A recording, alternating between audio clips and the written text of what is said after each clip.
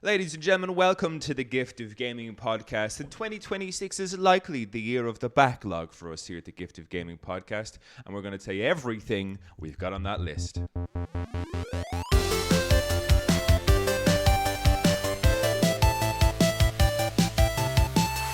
All right, it's me, your host, Darren Wade. And today I'm joined by the console-hating, PC-playing, lore-repping, retro-seeking, full-time Canadian. Wow, have I messed that up?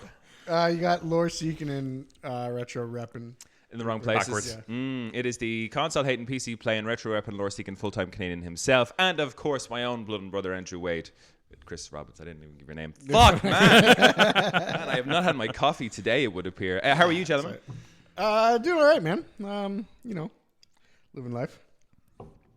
That's good. How about you, Andrew? Living life? Just joining the back to work buzz now after all that time off. Yeah, this will be our first true 2026 episode, seeing as our news one was just about news from 2025.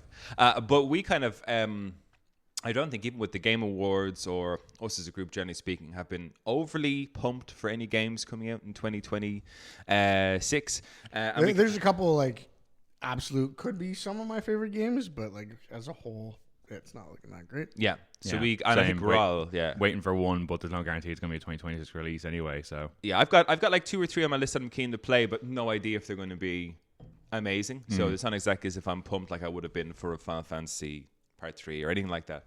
So we kind of said it'd be a good episode to kind of list out what we are hoping to play in 2026. Be that any new releases that are coming out or something that you said to yourself, man, I really need to fucking play that game or finish that game, whatever it might be. So this whole episode is going to be our backlog. I don't know how many games you guys wrote down on this list.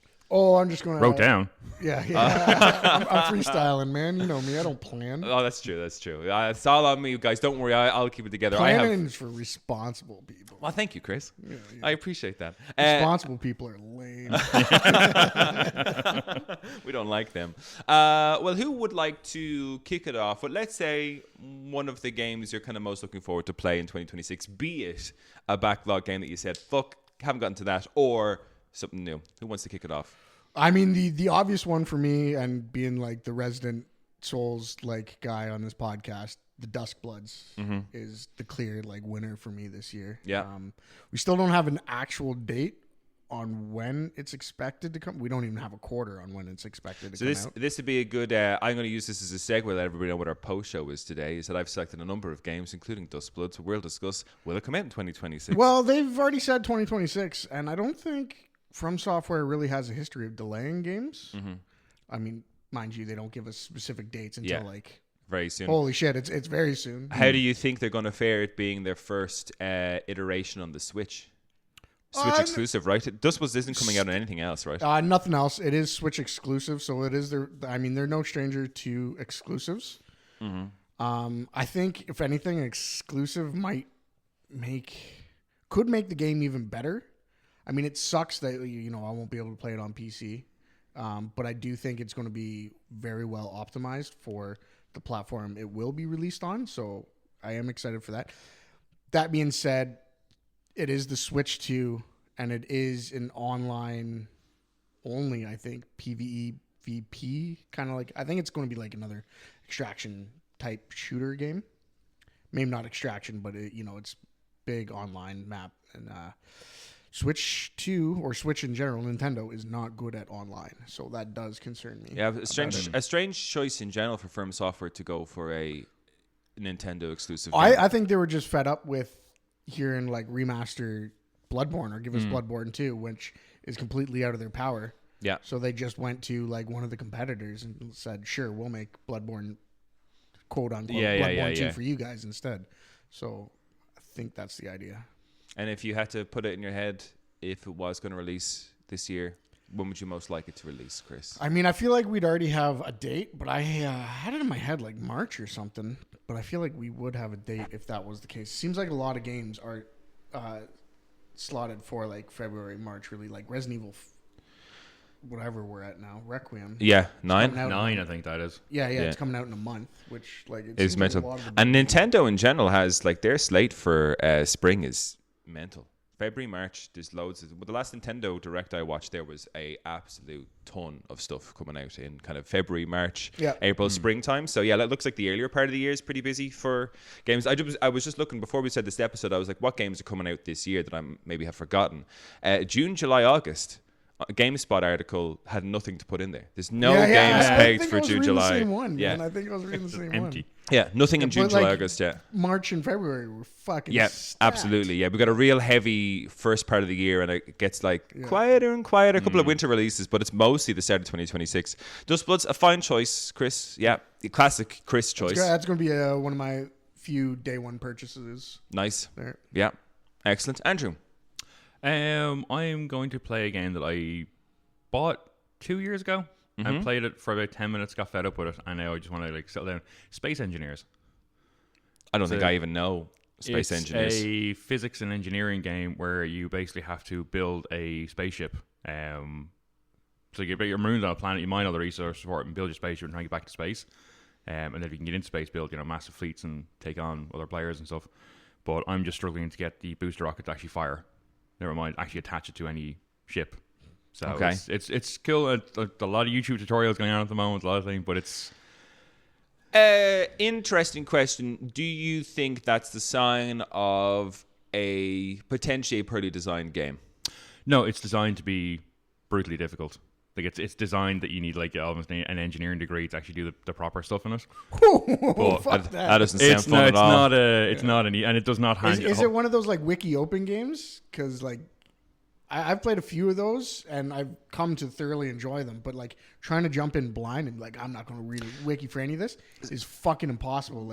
This is a game that that's when I first got it and I started playing it. I was like, what in the name of fucking Christ is going on here? Even they've added a tutorial since, which I gave a shot there not too long ago, and it does explain everything, but it's still how in the name of Christ? It explains stuff assuming you already know how to do certain things, but Fuck, okay. if you need this, so one example of it is that you have to create hydrogen and oxygen so your character, survives and doesn't die, kind of stuff. It says, just get your hydrogen and thing from the supply depot. It's it's not powered up. How do I power it up? Nowhere does it explain how to power it up. And then halfway through the tutorial, as I'm halfway dying, he goes, and don't forget, you need to make sure that all your connectors are all lit up green for everything to work. And I'm looking and goes, that's missing a connector. Oh, go over there. How do I repair it? So I go back to the wiki and oh yeah, you get a repairing tool which you can find in the supply box. But that's not powered either. I'm gonna put in a hot take here. I don't know because the wiki open games. I've never heard that term before, but that seems to be a thing. Yeah. That sounds awful to me. It's my best example of a wiki open game, and it is one of the greatest games of all time, is Terraria. Yeah, which is on my list as well. You have to have the wiki open to do any sort of late game progression. In that. So the late game progression I understand, but if you're talking about you're in tutorials of things to start off the game and it's not telling you anything, and if I had to open a wiki thing or a YouTube guide tutorials to figure out how to play a game, and this is just me. I'm not speaking for everybody here. You would never get me to play that game. I think it's more along the lines of this. I don't want a game that just holds your hand all the time. A lot of the games I've played lately have just been hand holding. Yeah. And don't get me wrong. I'm not. It's not that I want to play baby games. It's that I want to be able to play. It's just that I want to be able to play a game that is okay, so you're going to tell me how to do this, and by giving me these skills, I'll be able to figure out all these other things, as opposed to I can't do this. Wiki open. I can't do this next bit. YouTube tutorial. Well, I have a question for you because that thing's how often did you have the wiki open playing Stardew? I didn't. Did you not? No. Jesus, I don't know all the time. No, I didn't, and it's not. And again, if someone were to come and look at my farm, and again, I think I play games very differently. Our friend living over in New Zealand, Andy Garland, would have been a massive Stardew Valley fan, and I remember him opening his farm one time when he was over here recently. I looked at his file on the Switch, and he had it was just a fucking machine. He had everything. But that's and again, nothing. It's not that I would say that's a terrible way to play. I'd never play the game that way. For me, Stardew Valley was relationships with the townsfolk, getting into the mine, and just making my farm look nice, and hoping that aesthetically that game. I remember having this conversation and before as well. It's a case of Claire would build her farm as a community. I would build my farm as an industry. Yeah. That's Georgia Cola, baby, all the way. You fuckers. You absolute fuckers. So that's where I would be. Yeah. But I think it's not even a case of having the wiki open all the time. I want a game that forces me to think. because the idea behind this game is that when you're like, the best I've managed to get so far was a single column of support beams with a rocket on either side of it. I was like, grand, this will get me up to space, but then not realizing that you need a rocket on 6 different axes because you need to be able to go up, down, left, right, forward, and backwards. Having rockets on either side of it and looking like an actual spaceship is great, but without any kind of thrusters, it's like, well, I went up and then gravity took hold and I kind of tilted. And before I knew it, I was going full tilt on the side of a mountain. So would you say it's a bit more comparable to the likes of a Zelda Tears of the Kingdom in terms of there's loads of shit you can just fuck around with? No, this would be very much a... Did you ever see that one Kerbal Space Program? No. Okay. Don't know about that. It's very much a sandbox, almost Minecraft-y style gather resource and stuff, but instead of building houses and castles and fortresses, you're trying to build a spaceship to get into space. And all of your thing is designed towards surviving on the planet and building this spaceship to get away. Mm-hmm. And even then, I think they were saying on the tutorials that getting the spacecraft into space starts the game. The tutorial is getting the spaceship into space. Mm-hmm, okay. But again, the tutorial needs tutorials. I was going to say the tutorial doesn't do its job. No, but the tutorial needs a tutorial, and that tutorial needs a wiki page open. Yeah, so yeah. Oh, Fair. there's 2 of them too, actually. 2 space engineers. Yeah, there's space engineers too now. Oh, you're way behind. Because that one's only on PC, I believe, because the only one on PlayStation is the first one. I couldn't play any of these games on anything other than PC. Like, people who play like Minecraft and shit on consoles, psychotic to me. Like, that doesn't make any I'm sense. literally just off a massive Minecraft server that we've been playing for the last 4 months with my son. All on console. All of us were on console. It sounds psychotic to me. Like, the menu management and like, ugh. I don't know. I think it's if you're so used to PlayStation, it doesn't bother you. Yeah, I think Chris, if I tomorrow just switched over to PC and played games like Baldur's Gate and Minecraft and Ark Raiders, I'd hate it. No, on PC I'd be like, wow, God, this is so easy to manage all my inventory. And then went back to PlayStation, I'd be like, this is awful. But I've never had the PC experience. Enough. I don't know what's that the grass is greener on the other side. Interesting choice, Andrew. Classic Andrew choice as well. I'm not sure how I feel about that comment, but I accept it. Just different, just maybe not in my realm or my cup of tea, but just different. I like that. I like that. I like that we're all here talking about. Oh, I can't wait to play GTA 6 and Call of Duty. Yeah. You know what I mean? Yeah, I'm glad that we've got a bit of a. Actually, another game on my list this year, not GTA 6. I'm going to finally get around to GTA 5. So you've never touched GTA 5 at all? Never touched GTA 5. Can I ask, when you're planning on playing it, are you planning on playing the campaign or the online? I'll probably play both. Okay. I'll start out with the campaign, I think. It's a good game, I have to say. Yeah, because I think if I just jump in, I don't even think I'll play the online that much. Well, it depends if I find like a wicked server and I kind of get hooked on the game, but I don't think I'll want to play it for too long. Chris, the online was so funny. We were playing, me, Andrew, our other brother Graham, and a friend of ours were all playing Red Dead Redemption 2 online, going through that game, like start to finish it. And there wasn't a huge amount of content, unfortunately, but we finished everything. It was great. And then our mate was like, I feel like we should maybe try something else. Would you guys do GTA Online? And of course, Andrew had loads of experience on GTA Online already. I'd never touched it. Graham had never touched it. Creating an industry. And I hopped on. And because I hadn't even finished the campaign, I wasn't a massive fan of GTA 5. There was just way too much shouting in that game for me. But it's just a ton of fucking shouting. It's a lot of shouting. And I went on this thing, and you have a phone to access all your things. I just kept getting phone calls, messages, emails about all the shit I could do, and I was like, my brain is completely overwhelmed here. I am back in. It's like entering into an MMO. Kind of style. I was about to say logging into World of Warcraft for the first time in 2 years, and it's just everyone in town's running up to you, like, oh, you got to go fucking count my chickens or something. And I'm like, please leave me alone. Have you ever seen Free Guy? I know of Free Guy. So there's a scene that pretty much encapsulates how GTA Online is known. Is that he walks in and there's people robbing banks left, right, and center. There's choppers going through the air, blowing up buildings. There's tanks rolling down the street. Just people getting murdered left, right, and center. That is GTA Online. From every moment you log in, the entire time. I've got as Darren was saying, I have a penthouse suite where it's a big bay window that looks out over the city. And every time I log into that game, there's fighter jets having dogfights in the air. There's tanks rolling around, blowing up. There's street gangs going on all over the place. Every time I logged in, I just got the shit kicked out of me. Absolutely. I think I would go to an RP server and just listen to the people do their little stories and stuff. Yeah. And I would just role play as like some cranky old man on the sidewalk, just so I don't have to actually like come up with any backstory. That is so fair. One of the games I'm interested in playing this year is on my list, and it's Hades 2 would have given me the desire to play this, but I really want to try Returnal. 2021 game. One of the first games came out on PS5. I've had it for about, I think it came out as one of the PlayStation monthly games like fucking 2 years ago maybe. It's been sitting on my PlayStation for ages, but I want to try the roguelike in 3D to kind of really give it a good shot, because I really enjoyed Hades, like way more than I thought. Hades 2 was, I was only talking to the lads the other night, Hades 2 was very close to Expedition 33 for me in Game of the Year. Banger game, man. Yeah. Just infinitely replayable. Yeah. Once you're done Expedition 33, like no desire, like maybe you'll get the itch like 4 or 5 years down the road, but like I ain't jumping into like another fucking playthrough. Can I just jump in here and just, I'm going to throw something here that's going to discuss both of you kind of thing. I'm not a huge fan of Expedition 33. Really? Yeah. Interesting. I've played it. I got as far as, what's the big balloon dude? SBO or? SKA. SKA. Yeah. Love him. But I've gotten to the point where I'm so disappointed. I know. In and you. I don't know what it is that I don't like about it. I can't put my finger on it. But I'm at the point where everything looks like the Giant's Causeway. Doesn't know how to parry.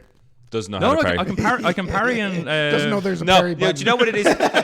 Chris, do you know what it is? He can't build a fucking spaceship and fly into space in Expedition 33. No, I don't know what it is. Like, I've played it, I was enjoying it, but I've no desire to go back to it. And I don't know what it is. Expedition 33 is a genre-defining video game. A game of a generation. Its likes will not be seen for years, I would say. And I can't believe that you'd sit there and be like, I'd rather play... No, you know what? Actually, no, that's disrespectful of me. I will not yuck your yum. That is not who I am. I'm glad you enjoy your space engineering game. Just so you can't see Darren right now, he is visibly twitching. I'm struggling. I'm struggling to get through this one. This bit, I have to say. I don't know what it is about it, though. Like, I was enjoying it. I liked the voice acting. I love the music. I love the art style.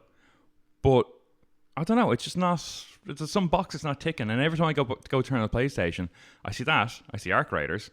I always go Arc Raiders. Yeah. I mean, I do see your side here, and I did start playing. Who am I 33. on this podcast with? I did start playing Expedition 33, and I finished it before Arc Raiders was a thing. So if I had both of those on the go at the same time, I might lean.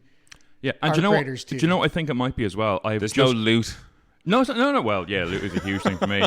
Just coming off the back of that, I just came off Rebirth.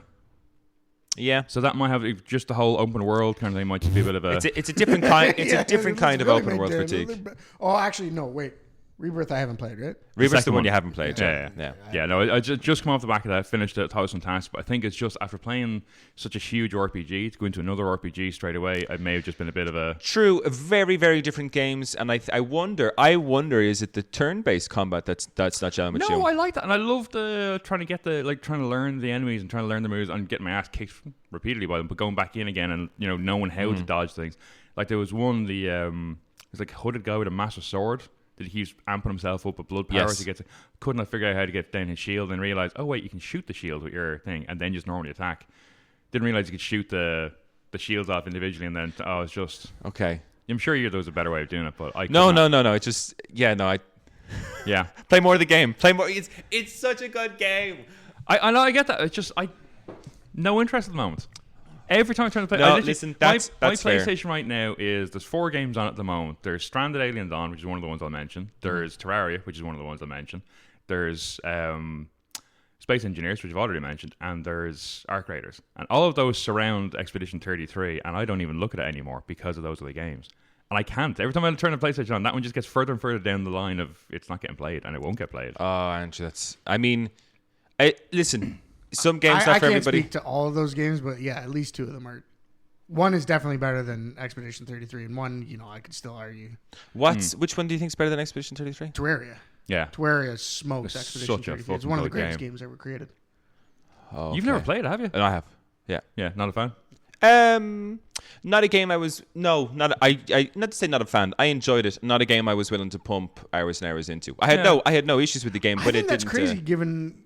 you're a big Stardew Valley fan. I think this the I guess it's more Minecraft. It's more Minecraft, and it's very much a 2D kind of. So I know Stardew Valley is 3D, but 2D, but it's in a like almost like a. It's got top down, gives it more of a feel. Top down, whereas you living in these mountains in Terraria, it's I think the idea behind Terraria is you can go around the tree, whereas in Stardew you can go around a tree. Terraria you hit a tree. Yes. So. Yeah, exactly. So I think that's probably where I was a little bit different. Okay, interesting. Oh, I'm learning a lot. Learning a lot about you guys in this podcast. I will never be invited back to this podcast again. No. And listen, do you know what I mean? Like, Expedition 33. I won't back down, and I think it's a generational game. I think it's amazing. But I'm glad there's people that I'm talking to here that are like, yeah, it was all right, because it's not going to be for everybody. Well, I'm still with you on it's generational, but like, I'm not going to say it's the best game ever. Like, there's still obviously way better games out there.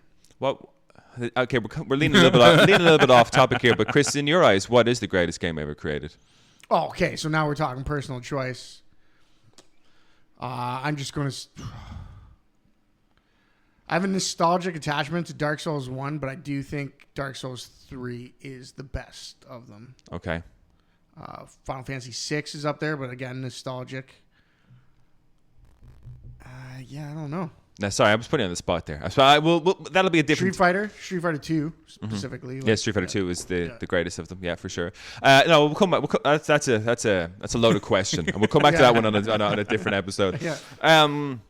Games wise, in terms of what else this year, speaking of Expedition 33, I'll only briefly pause on this. One of the things I would like to play this year is the hard version, Expedition 33 on hard mode. Restart the game, go again through hard mode, and play it. And I won't spoil anything here for you, Andrew, but I want to play it knowing where the story goes and trying to pay attention to where those things are mentioned. Yeah. Like, drip fed to you, or you're being told these things without even realizing because you're not aware of the overarching story. So I want to play the game with the context I now have on hard mode as well, because I've really enjoyed that. Final Fantasy VII Rebirth and Expedition 33 hard mode playthroughs this year, if I have the time.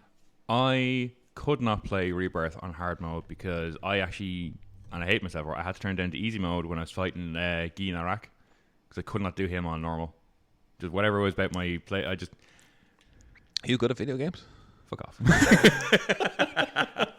No, it's whatever. Every time I played it, because you're only playing as Red and Barrett.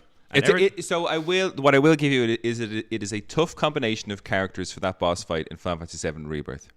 But they're both slow characters, and every time I switch to one, he'll fly off to the other character. So if I switch to that other character, Red's limits require a character to be kind of stationary, like using Stardust Ray, I think. No, so that thing, you focused yourself on, I can't remember, I won't get too much into the weeds here of how this thing is done, but you just stay as Barrett and let Red aggro him. And the whole point of Red as a character is that you leave him alone until he's built up his kind of aggro bar, essentially. So when you switch to him, he's got loads of very powerful abilities available to him, and you just play as Barrett because he's got the long range, and you just kind of do as much damage as you can, keep Red healed, keep yourself healed, and then switch to Red when he's good to go. That's kind of the tactic. He kept one-shotting Barrett with the spear move. I think you're meant to roll away from it. Throw something no judgment here. No, it's a tough fight. It is a tough fight. Yeah, absolutely. But apart from that, I played Wrestle on normal, but I couldn't play that game on hard because I know I'd have to switch to, when I got to that fight, I would not be playing on normal. I'd be playing easy again. No, I want to, because my whole thing is, I expect Final Fantasy VII Part 3 to be out early 2027-ish, I hope. And I would like to have Rebirth platinumed by the time I get into Part 3. Just like I platinumed Remake just before Rebirth came out. It was quite an enjoyable way to play it. So that's kind of my plan for those games. But enough about replaying games on hard mode. Andrew, what else have you got on your list? You mentioned two others there. Do we talk about Terraria? Is now the time? I mean, that's the game. I literally, so the gas thing with this was I have been trying to get Max to play. I was trying to get him to play Minecraft for ages, and he wasn't a huge fan of it. Then his mates wanted to play Minecraft. Obviously, we got a Minecraft server going, and for the last 4 months, we've been playing Minecraft. Now, when you're running a server, you can't please everybody. You just kind of just pick a group you want to be playing the game. But if you try and please everybody, you'll please no one, and the server crashes and burns. I've had experience with this. Same thing happened for this one. The Minecraft server has now been shut down because it's just everyone's angry. So turn that off, and we started playing. Himself started playing Terraria, and he has no idea how to play the game. It's a shockingly difficult game. It is, and we no hand holding in that one. I was asking, what's the problem? It's I can't build a house. I keep getting murdered by the monsters at night. It's it's simple, and then it's not simple because you can put in the back wall behind the back wall. The back wall fucked me for hours. Oh man! So hang on, you were just building a frame of a house, but the monsters could still enter through but you can also put on back panels. Yeah. And so that's required for it to be considered a house. Yeah, and like to be back panels are safe. just like it's like wallpaper behind you. Yeah, yeah. Like, But that secures it. Monsters can still spawn in the house if you haven't got the background up, basically. So you can put up, when you look at it, because it's 2D1, you put the wall around, I'm safe because I can't get out. But just because you can't get out doesn't mean things can't get in unless you put a wall in. So my question, because you've got Terraria on your list for this year, but you've probably put a good bit of time into Terraria already in your... Several hundred hours. But So the thing with me is I stopped playing that back in before COVID, and I haven't touched it since. But it has tons of new changed. stuff, man. I know. Tons of new stuff. Hundreds of new things about it been into it. But I had to laugh because I went on and I laughed because I turned it on and figured, I'll just jump on the oldest one I had one back from 2017, I think. And straight away logged in, and this new thing that if you have enough gravestones put together, the whole place turns into a graveyard. There's kind of like spooky music and mist and everything else. And I liked this, and the whole place was in bits. I was like, what the hell was this? Anyways, this is when myself and Daniel had played the game originally, way back when. We were living together. And gravestones all over the place causing things. So Grant got all my stuff, jumped onto a main game, started playing away, and I just realised that I logged into the bestiary on the server I'd done everything on, and had maybe 8% of the creatures on the bestiary.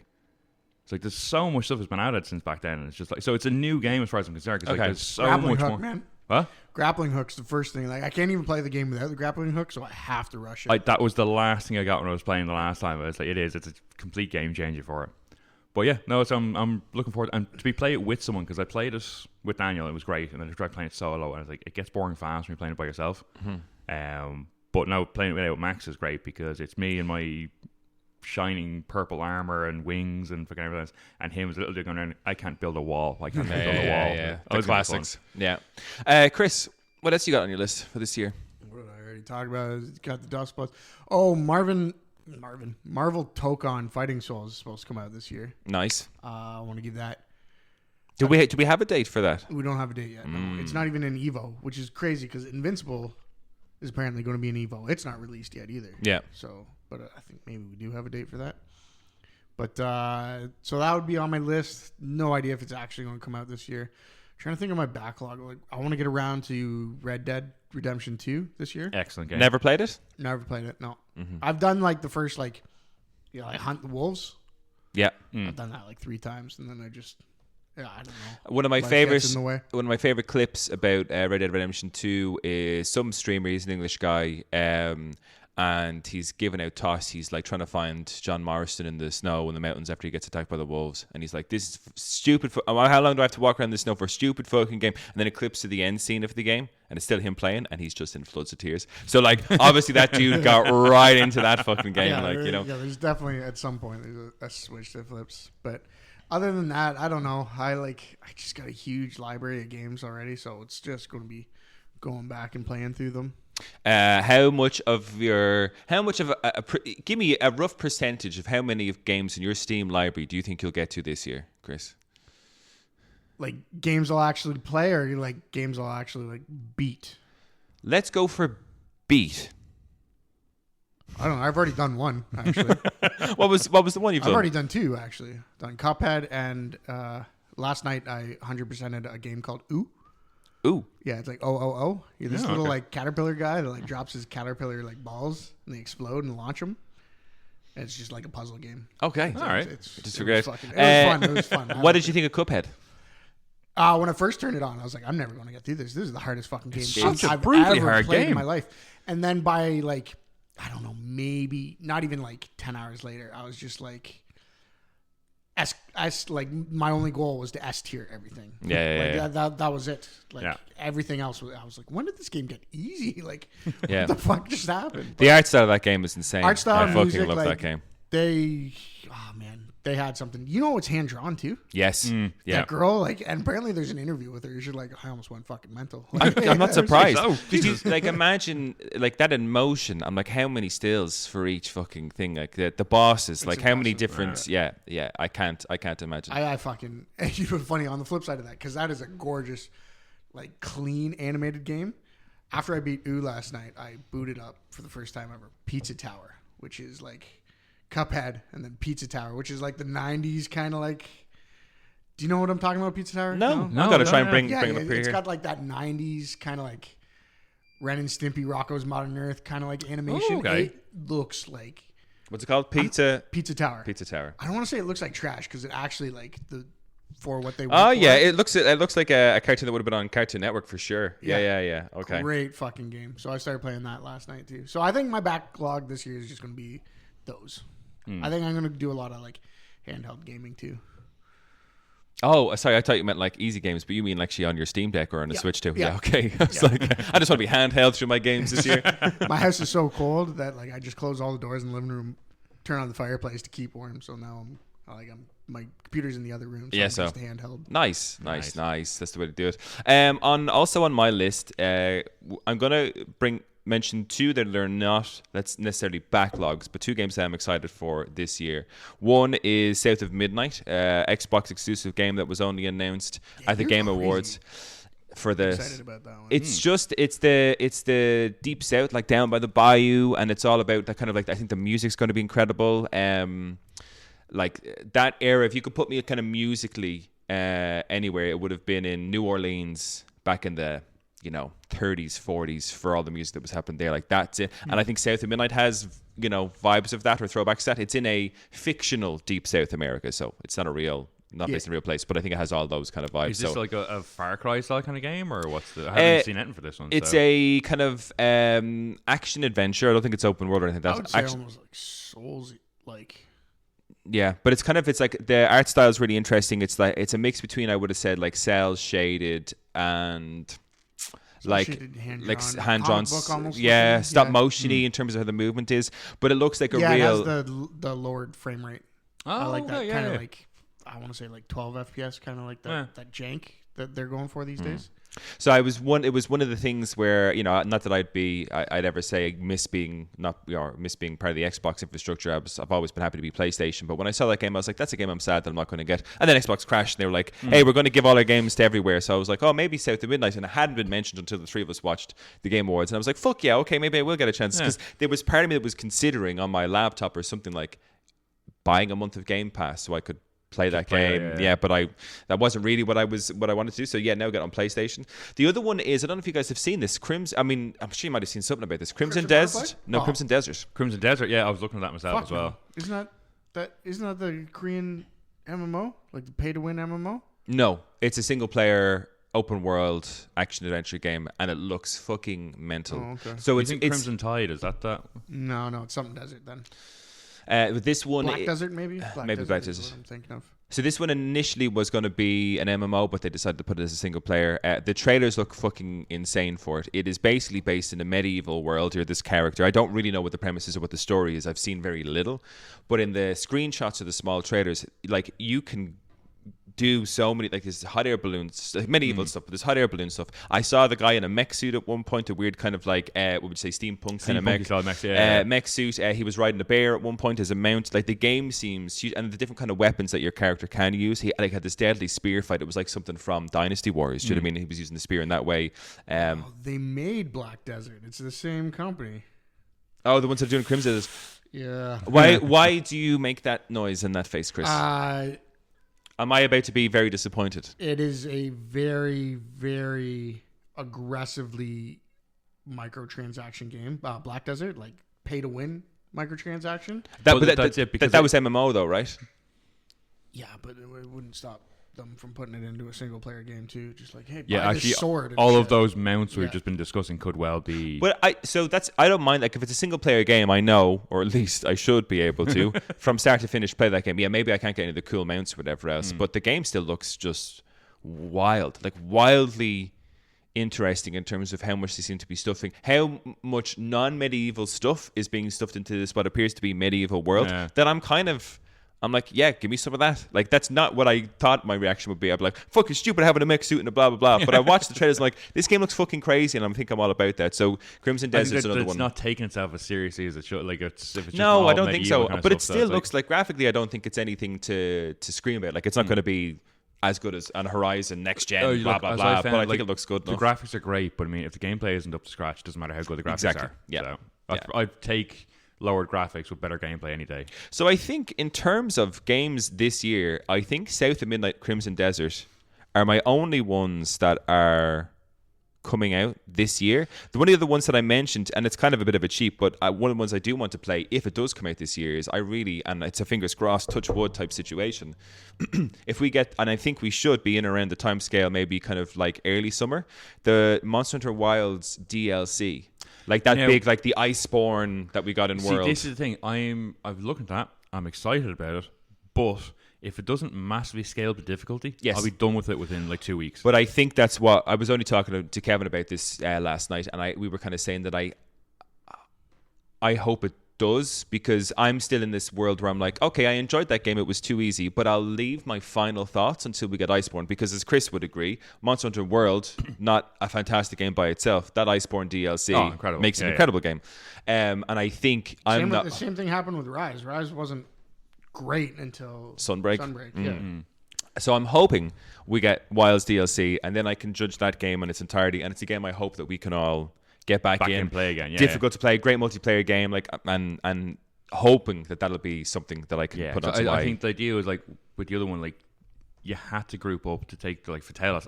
Obviously, you had to do like group of 4. Well, I watched that video the other night. Kev was here, and we watched. I had the video saved of when you, me, Craig, and Kev beat the Fatalis, and I watched that video again. And I was like, that is a fucking amazing game. Yeah. Monster Hunter World. We were literally just every single move was planned out nearly that stage. Andrew, I watched. And Kev was saying it's insane. He was watching me. My character's running around, right, and I am. In the moment, while I'm charging to attack this guy, like we were so fucking efficient at that Fatalis fight.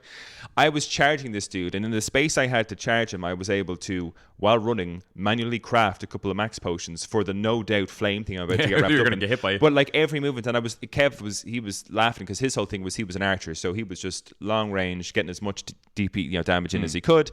But my role in that fight, which Kev wouldn't have seen before, was I was on all of the instruments. So I was on the cannons, the ballistas, the door. That was my role, because I could do lots of damage, but because of my character, if you or Craig were attacking, I'd get stunned by those movements. So I only went in for the head attacks on Fatalis. Otherwise, I was just the support and all those things. Kev was watching that video being like, man, it's incredible. Because I could see everybody fighting this thing. So from my perspective, the fight was unfucking believable. Like the three of you guys just diving this thing. But I want that in Wilds. Yeah. And I think... We don't have it. We haven't had it yet. That's just because like... Every fight, I think the hardest fight supposedly we did was the one against the flaming monkey guys. Yeah, and that we destroyed them. The game's a piece of piss, unfortunately. So, yeah. You guys try to glaze it so much when it came out, no, because that's the thing. We were defending it so much. But we were basing it off what Iceborne was and the difficulty that we experienced in that, because that was so much fun. And I still think so. I don't think Wilds is a bad game. I think Wilds is it's too easy. Piece of piss. No, because it's very easy. The fight was a piece of piss. Oh. Yeah. So sorry. That's a way for me to say that I found that game incredibly easy. But what I played and what I looked at, I enjoyed. But I needed to be harder. I think while we were playing the game, we were going, oh, yeah, this is really easy, but it's okay because it's going to get harder like Monster Hunter does. And we kept waiting for it to get harder.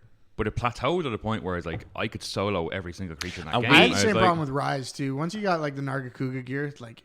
Oh, that's it. And the problem for us was we came straight into Monster Hunter Wilds from playing nothing but Monster Hunter World, Iceborne, the hardest shit. So we were, like I said, we were fucking prepped. We were in it. And then we played Wilds. I was like, oh yeah, this is really, really, really easy because we really know how to play this game. Not only do we really know how to play it, but Wilds was meant as a much more open to a lot more people kind of game. Yeah, that was the market. So they did dumb it down a bit. Oh yeah. So hopefully the DLC is for us hardcore fans. Yeah, I hope so. Fingers crossed. Anything else on your list? For games, well, be it a backlog or something exciting this year. I mean, I'll briefly just mention the one and the only that I ever want to come out, and it is Light No Fire. But at best that'd be a late 2026. But I figure it'd be. Huh? Who knows when that's coming out? out. I mean, like, there's been and I get why they're doing it. Like, they completely destroyed themselves at No Man's Sky with the hype train on that one kind of thing, and then it came out to be like nothing like it was planned. They also don't need to release Light No Fire. Like, No Man's Sky is still pulling in numbers. So No Man's Sky is like it's got as many people playing it now as it ever had, kind of thing, which is fantastic. But at the same time, I mean, like, I do really want to play. Like, I've done everything I can do in No Man's Sky. I've done every expedition. I've got all the rewards from them. I've got every ship I could ever want. I've got the biggest fleet of absolutely everything in that game. Like, I've got to the point where it's like I can jump on, it's fun to play, but it gets unfun very quickly because I've nothing new left to do. Mm-hmm. And I've seen everything. It's like late game Valheim. I was just like, well, why am I doing this anymore? Like, yeah. Well, one of the things there was like, going to a fight with all the pirates and get like a big massive fight going on. As soon as my fleet rocks up, it's like just fucking melt them all like butter and fly away again. It's like this is there's no that game left in the has run its course for you, I'd say, at this Considering stage. I have put several thousand hours into that game, yes it has. My God, Good amount. Yeah, I think my final count on that was 3,790 or 3,970. One of the. I have to go back and check the PlayStation, but yeah, nearly 4,000 I hours would in that love game. to know where you get your time from. There's actually 3 of me. Yeah, well, it's sometimes I'm like, my God, did he figure out how to clone himself? Chris, anything else on your backlog, your to-do list? Yeah, a couple actually. One was brought to my attention by when you said Crimson Desert. I thought you were going to say Crimson Butterfly, which made me realize that game is coming out, or the remaster is coming out this year. It's the Fatal Frame 2. Mm-hmm. Crimson Butterfly. Yeah. That's what it's called. Did you play it originally? Nope. It's one of the apparently one of the best, if not the best, horror game ever created, and I never got a chance to play it. So I've always. And that's it's the one. Kind of like my White Whale. Yeah, So, is that the one through like the lens of a camera or something like that? Yeah. Because my only experience with that game is through an assist trophy in Smash Brothers. When you're playing, you like open an assist trophy and it's them trying to lock onto you to take a photo, and you get like crit hit it. And I was like, what the fuck game is this from? And then I saw the remaster. I was like, oh shit, this is what must be in Smash Brothers. Like I think. No, I have one of the Crimson Butterflies on Switch. Actually, I bought one years ago. Yeah, it's good. And are you excited for Resident Evil? Yeah, it looks good. It actually looks great. It looks does brilliant. look like Yeah. It looks really good. And now that like Leon's in it, that's fucking dope as hell too. Resident Evils aren't. Resident Evils are like, I'll buy them when they're like $10. Yeah, fair. Like it fair. takes a while for me to, and I have a backlog of those too. I still have 7 I need to get through. I still have the remake for 4. Did I pick that up? I don't know. I have remakes, and yeah, I have a lot to get through before I pick up a brand new one. Nice. But the other game that's probably just below Dustbloods that I completely forgot was coming out this year too is Slay the Spire 2. Nice. Oh, I yeah, saw. very good. Funny enough, I saw that on that article that I was thinking. I don't think there isn't a date for it, but I saw Slay the Spire 2. I was like, oh, I wonder if Chris would be. Yeah, because you were a madman for Slay the Spire. It's weren't my you? most played game of all time. The card game, right? Yeah. It's my most played game of all time. I played it a ton on PC. I played it a ton on Switch. And on my phone alone, I have 500 hours on it. What is it about the game? Just, it's fun. It's accessible. It's easy to jump in and out. It's infinitely replayable. I mean, you like card games. The fact that you haven't played this one is crazy. I'm scared to, Chris. I'm scared that people won't see me again. You know. My recommendation would be get it on Switch or even mobile. No. The mobile, no, way too easy for me to. That's what I mean. I have to be careful. Yeah, it is I a have to be- problem. It is a problem. I have to be careful It about is how a I play problem. this game. Okay, I would say get it on. Does Portal have a touchscreen? Yeah.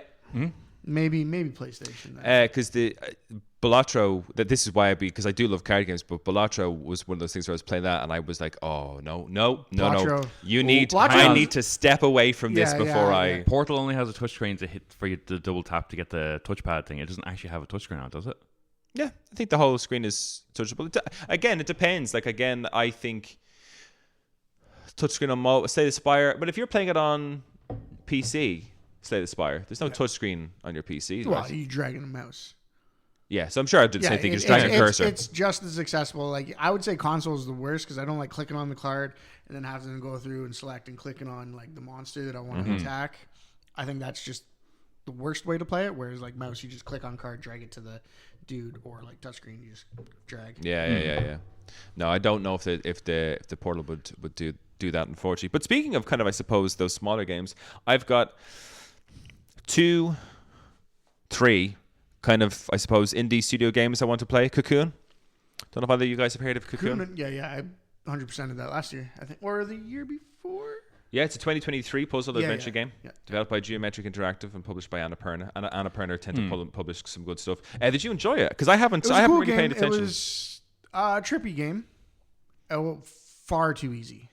Yeah. Way too easy. Like, and when you start playing the game, you're like, "Oh shit, this is going to get complicated," because like just the mechanic of the game. Mm-hmm. And But it never gets there. Never really gets that complicated.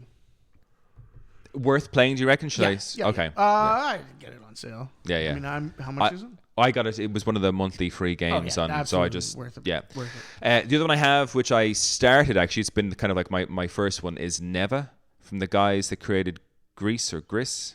Yep. Grease, Gree. I don't even know how to pronounce it. But Neva, and Devolver Digital.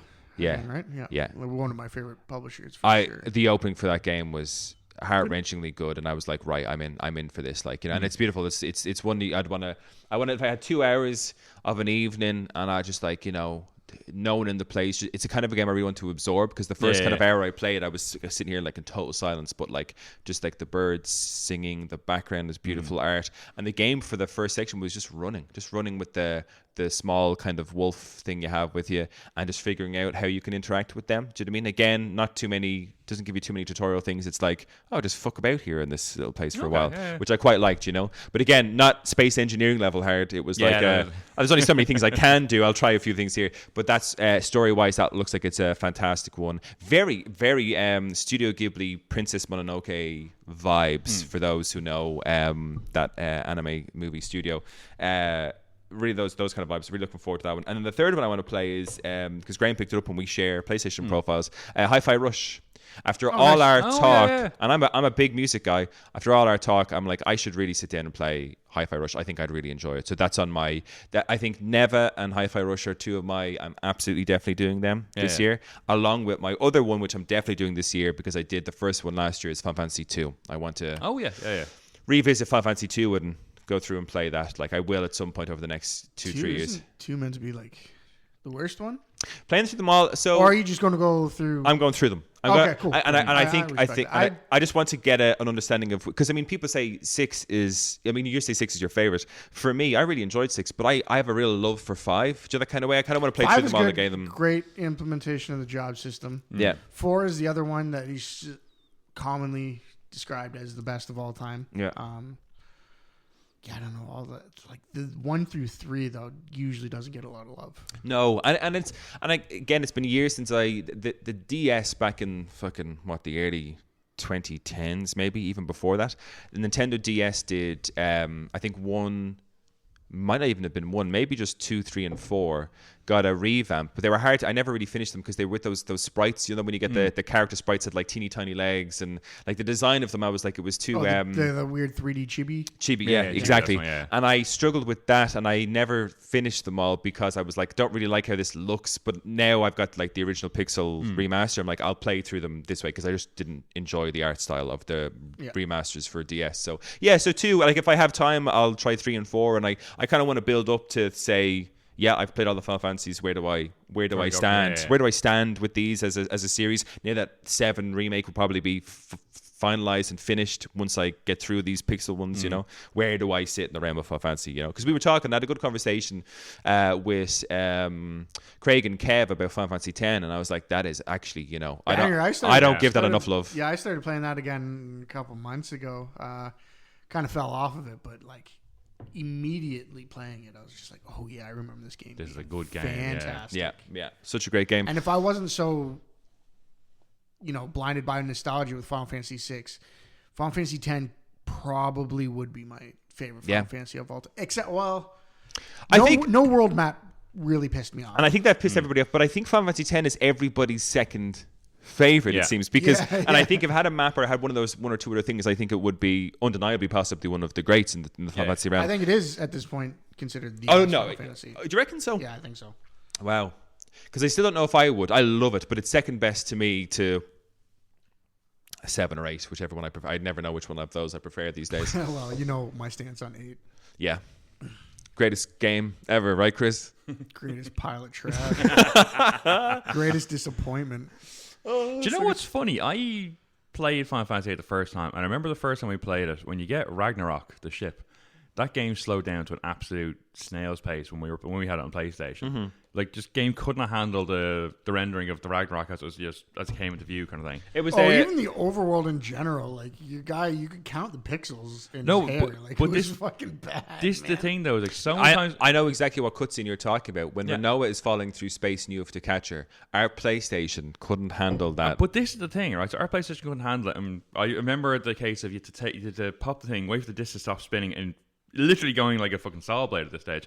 pop it, take it out, wait a sec, pop back and close it, and it might start going again and get it going kind of thing. But I remember getting that game on PS3 and loving the game, getting to that point, and the game froze and just shut down. Yeah, because it was the PlayStation 1 port. Like, it wasn't like it wasn't a remaster. There's something about like the actual like engine of that game is tied to the frame rate. Like, even with the remaster these days, it's bad, man. They couldn't increase the frame rate. Apparently, it's just impossible. So all they did was add a fast forward button. Yeah, every time I've played it on regard, I think the last time I touched it was PS4. And every time I've played it would get to that point, and whatever it is, I say, if it's just direct porting, it just shuts down. I played Final Fantasy, I think 3 years ago was when I platinumed it. I had a fucking great time. Ending of that game sucks. It's probably one of the worst endings of the Final Fantasy system sucks. No, the junctions, I love. So I get where. No, I understand. The junction system was broken though. No, but that's what I mean. I loved, especially when I'm older, and I understood, because when I was a kid, I played through the game and I didn't really understand how you could, meta it and break it and make it so you're super powerful. But when I went through my platinum playthrough and when it all just clicked, I was like, fuck yeah, when we're gonna wreck some shit here, like in terms of this. But like I'm glad that system, or maybe unless it was refined, hasn't come back into a Final Fantasy, but I'm glad it existed for what it was. Like, that game I really enjoyed that system. And people say the drawing was, if you want to draw magic, it was really boring. Was even worse. But the drawing, I think people did that because they wanted to max out magic at certain point. Like, I want to just have 100 Fira on my strength, so I'm really strong. I was like, I'll just draw like 1 or 2 bits here, just play the game. But I think people got obsessed with trying to min-max all that kind of shit, and where I was like, yeah, if you just spend your battle just drawing magic to get 100, it's going to be a really boring fucking game. Do you know what I mean? Yeah. Whereas if you just play the game and go that way, because don't put that mechanic in the game. But you don't. If I'm meant to be stronger by equipping more, like you'd have to assume that that's what you're supposed to do. If the game tells you that you become stronger by equipping magic to your sword, then of course you're going to equip magic to your sword. But here's the thing: so fucking obvious. Where like what you're describing is a challenge run, where it's just like no, Final Fantasy Tactics with only black wizards. It's not a challenge. Like, what I'm trying to say is, if I spent my time, like the moment Fira became available, the first time I came across a guy who I could draw Fira from. If I sit there and draw 100 Fira from, it's a boring way to play the game. If you just play the game and draw from a couple of people as you go, you're going to get enough Fira to make the strength. Served you, and that's why it's a bad but game. You're choosing to play it that way. You don't have to play it that way, and it's much more enjoyable. You say the same thing about like people like shit on like speedrunners, like oh yeah, that's so difficult, but they're choosing to play it that way. Yeah, but I never shit on speedrunners. I hope you wouldn't shit on me for how I play Final Fantasy VIII. Like another example, but so it's not even that what you guys are play that way. That's the game that was served me. So you're meant to like. Endgame, by the time you're at the end of the game, where there's just like this magic coming out your wazoo, draw points, whatever, loads of much I haven't used. I get it. But if you're on the first, if you're like Balam Garden. I can't believe you're defending Junction. Like, I love the Junction system. It's wildly regarded as the worst. Yeah, no, and listen. Do you remember at the start of this podcast where you were looking at me in disgust because I didn't like a specific game? Yeah, I'm going to throw that back at you now. No, listen, totally fine. I will stand by my opinion on the Junction system of Final Fantasy VIII till I die. I really enjoyed it. I get what everyone says about it. I don't disagree with it. I had a great time with the Junction system. I think Esper system was the best. Esper system was great. Yeah, I think the whole doing that, because with me, I love, me, like I'll get all the bananas, I get all the coins, kind of. I like doing kind of being told that getting this much of this will make you stronger. I had to. Because that's what the game is telling you to do. You had to. You didn't have to in the game to progress. That's where I think the difference is. But that's the thing, is like it's telling you that you're like, I love seeing stats go up in a game. Mm-hmm. So if you're telling me that strikes me as a you problem, so you know. Interesting. Let's talk about stats going up. In Final Fantasy VI, every time you level up, none of your stats increase. The only way they increase is if you're holding an Esper like Ifrit that increases strength every time you level up. Yeah. So if your stats never increase, are you meant to like? If you like never equip an S, like you're describing by not drawing, you're choosing to play that way. No. Then are you? So, are we not to level up with Espers? No. That's the thing. The stats will go up when you level up. But it's you by increasing the magic input. But I'm so sorry. Maybe I've been misinterpreted here. I'm not saying that if you play Final Fantasy VIII, don't draw. That's not what I'm saying. I played through Final Fantasy VIII and I came across and I would check. I'd be like, draw. What does this guy have? Oh, a couple of these. I'll spend 1 or 2 draw. Like I'll get my characters to draw some magic here for 1 or 2 turns. Then I'm going to kill the guy and move on. What I think everybody else's problem is that they were like, fuck, if I get 100 Fira, I'm going to boss this. So you spend ages just drawing magic because you got 100 Fira. Your character is immediately broken for that part of the game, and you're bored because you spend ages drawing magic. And I'm like, I understand that's how you can play the game. I don't believe that is how the game was intentioned for you to play. Still bad game design. Because if it takes you forever and it gets super boring, right? And you're also way too strong for that part of the game, then that is just bad game progression. They broke their own game. No, you broke their game. No, they designed a bad game. I think it all comes down to how you play it. So I think I'm going to be the devil's advocate to do them for the two of these here, because you're saying it's a game because you don't have to draw it, so you can just play it. You're saying that the bad part is people doing that when you don't have to. No. You're saying the game is broken because it has that in the first place. But like, you can play through that game, draw what you want, and granted, you don't need to draw the 100 Fira to max out one fucking slot. Or to finish like, if I were to go from start to finish that game, I wouldn't need to have 100 of any magic in any stat. There's no real like indication that like where your progression should be, and this is well, actually, I think if you went in here, we're knocking off like 7,000 off a beginning enemy, you'd probably be like, hold on, this is just the problem with all these like old school like turn-based RPGs. Is there is kind of like a power creep that like suddenly you're either way too underpowered or like just God mode, and no game has ever really, I shouldn't say no game because there are a bunch of games that have cracked that, but you have no idea of like where you should be at in the story. Like I had the same problem with Expedition 33 where Act 3 I was just too fucking strong and it became boring as shit. But like I had no like idea like how do I tune? So, it doesn't tell you how to tune your character. For that area. A question for you then: Expedition 33. When you realized you were too OP and it was a piece of piss for you to get through the end of the game, did you unequip some of the more powerful things to make the game more enjoyable for you, or did you just still stay maximized? I tried. I had no idea. We're talking about like fucking. Like splicing atoms, like I had to like take this one off, and then like I'm like half as strong. I think the Picto system was just like. I'd love to go, and I might look see if there's any like articles out there or polls where people talk about the junction system, and we are getting excited. I'll reel us back in a second, but I'd love to know if there are people who really stand by the junction system in terms of. I think it really comes down to the individual of what kind of gamer you are. Like you said, Andrew, you're the all the bananas kind of guy, and I think if you play the game like that, you're going to look, I can at this moment in time gather all the magic into my thing, and I think it's a choice as a gamer that you make that if you do that and you find that boring, it's a bad system. If you don't do that and continue, like I said, I love the system because it was a system that I could tweak and play with as I went on, but I never spent the time to be like, I'm maximizing this and maximizing that, because I was like, drawing magic is a boring. But what you have to remember about this as well, and this is the point that, because a lot of people will play Final Fantasy, I won't say recently, but in the last like 10 years or so, when the game first came out, no one knew the drawing system was broken. Everyone played it as they want to play it. You might have gone back and played it a second time and realized, oh, I can do this.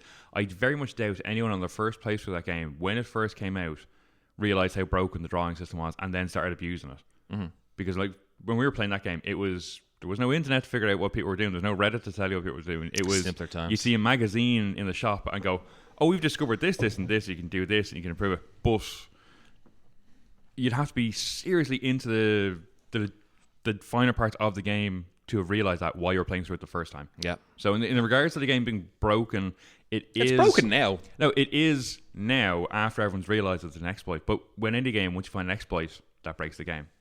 Yeah. Like you look at Arc Raiders, Arc Raiders, brand new game, people are finding exploits for like wall hacking and stuff. It wasn't even real, like, but yeah, those are exploits. Yeah. But the draw system is not an exploit. That is just that the base. That is the core function. So I will agree with Chris on this one. It's not an exploit. It's whether or not you're willing to spend the time to do that. I know, but when you first played the game, I very much doubt. I'd also, say maybe casting your spells makes you weaker. Fucking stupid, man. Like, let's be honest. It is a dumb system. No, I love that, because then they got to make the choice to be like, I can use magic and fuck this guy up, but by doing so, I have to make this sacrifice. I'm into it, Chris. It adds strategy to the game. That's the idea. Chris is breaking down here. Chris is having a so bad, man. I thought when I first played it, I thought having the draw system added a level of strategy to the game, because you can draw to make yourself more powerful, but by using that magic, you make yourself weaker. So it was trying to find that balance of, well, do I just go on the offensive? Great system.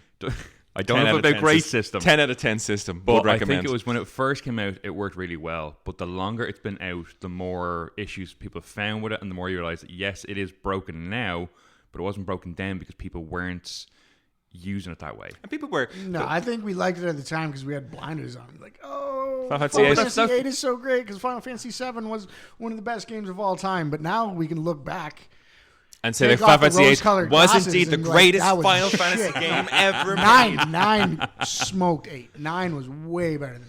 I would. I struggle to agree with that, but it's not fair. Not fair. But Jen, we've got really sidetracked. I'm going to end the episode and just give us, and you don't have to go in depth, but just give us one more game you're excited to play in 2026, be it your backlog or otherwise, if you have one.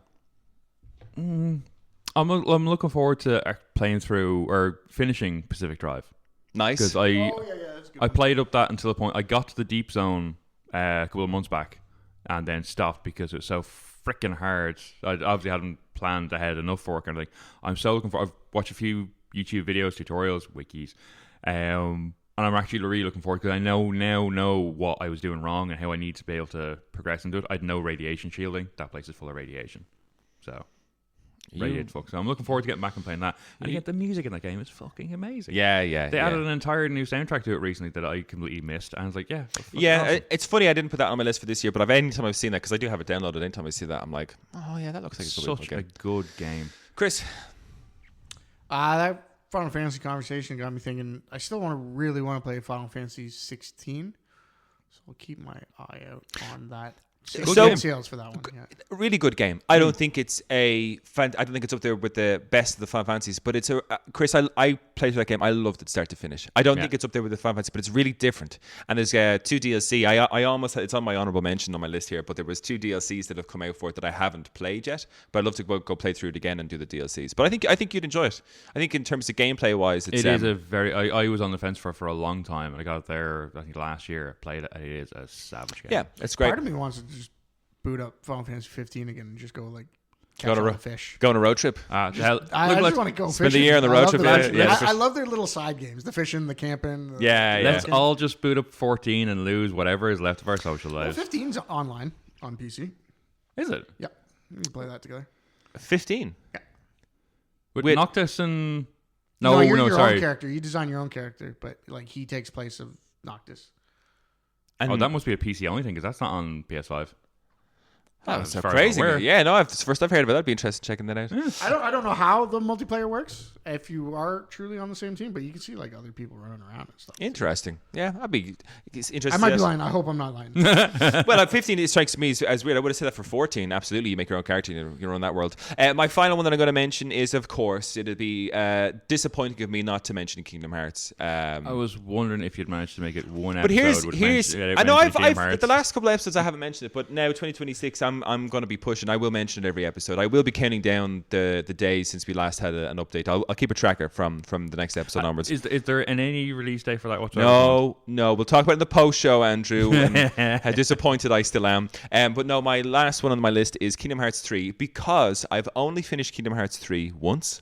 And I did not get the secret ending. It's the only Kingdom Hearts game I haven't gotten the secret ending for. And I think I would like to play that now with years gone by to see what I really think of it. Because I loved the ending for that game. Wasn't mad throughout the rest of it, but I'd love to go back and see, have my thoughts change in that game. Yeah. Would I enjoy it more? And hopefully in the lead up to getting a Kingdom Hearts 4. Yeah. TBC. Chris, you have a point to make? Final Fantasy 15 Windows Edition features single player, online PvP, online co-op. Oh, okay. Windows Edition. The fuck? Yeah. I really need to see pictures of that or fucking images. I have no idea how that didn't happen. Yeah. PC Master Race. Oh. But see, this is you say that, but I don't know if I'd want to play Final Fantasy 15 with loads of people. It's a great you and the bros. I don't think it's like an MMO, but you just see them running around or whatever. The PvP is interesting. Yeah, that'd be kind of cool. Actually. Yeah. Check that out. Well, I guess, gentlemen, we'll leave it there. If you're interested in checking out more, myself, Andrew, and Chris will be sticking around to do a post show where I've got a list of games that I'm going to discuss with the gentlemen to see if they believe we'll get them this year. If you're interested in that, check out patreon.com/thegiftofgaming.